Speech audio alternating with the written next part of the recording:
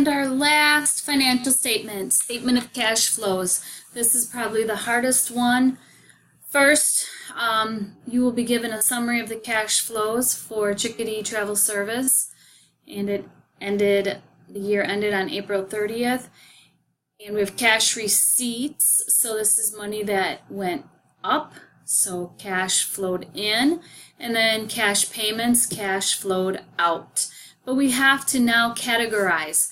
Were these cash receipts and cash payments, were they operating activities, investing, or financing? So make sure you have it in your notes. Just a reminder, operating was revenue, cash revenue, and cash expenses. Investing is when the business invested in those big assets like land, buildings. And financing is, where'd you get the money?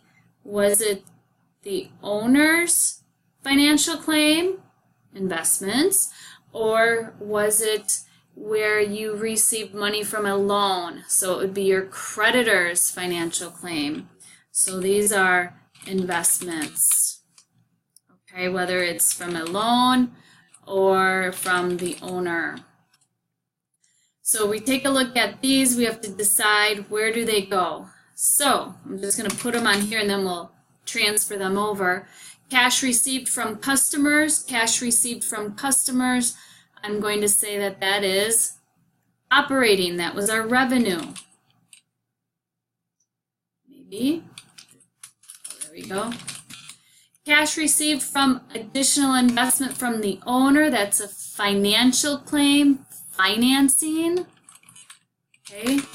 We didn't buy anything big. Cash paid for expenses. This would be operating. Land, investing. So the business is investing its money into the company. Cash paid to the owner, so that takes away from the owner's financial claim. So that's financing. And we're ready to go. Just a reminder, the cash balance as of May 1st was $72,050. And what did we end with? $53,050. So the statement of cash flows is going to show us we started with $72,050 and now we're down to $53,050. How come?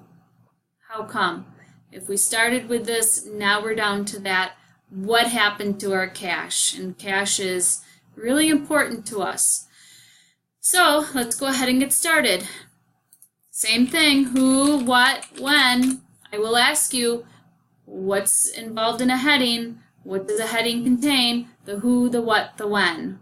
Okay, so go ahead and get your heading. So who, what, when? When, it's not for on this date, it's throughout this entire period, what happened. So if we take a look, we can go back here. Let's focus on operating. What happened? Operating, I only see two. It went up, we received $251,000, and we spent $210,000. So we're going to get what our net cash flow was from operating expenses. So it went up, minus this will give us our net cash flow from operating. So for operating, your cash received went up.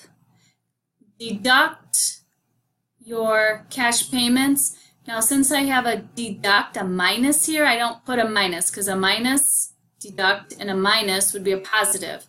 So if I wrote deduct, then I can't put the minus there. So $251,000 minus the $210,000. Use your formulas, this minus this, and you get $41,000 for your net cash flow from operating activities. That looks great. Now let's go ahead and do our investing. I believe there was only one. We paid cash for land. That would be the cash flow from purchase would be a negative. So let's go ahead and put that in there. Cash payment for purchase of land. This $41,000 is going to increase our cash. this number is going to decrease our cash, and I didn't say deduct, I just said cash payments, so we do have to put the minus sign there. Okay, the next one is financing. So if we come back, we already categorized them. We had cash received from the owner, $50,000, and then we had the owner took out money, personal use. So $50,000 made our cash go up, $30,000 made our cash go down, and we can already tell the net cash flow from that was a positive $20,000. So let's show it on our statement of cash flow. So $50,000 minus the $30,000 cash invested by the owner minus the withdrawals by the owner gives you the $20,000.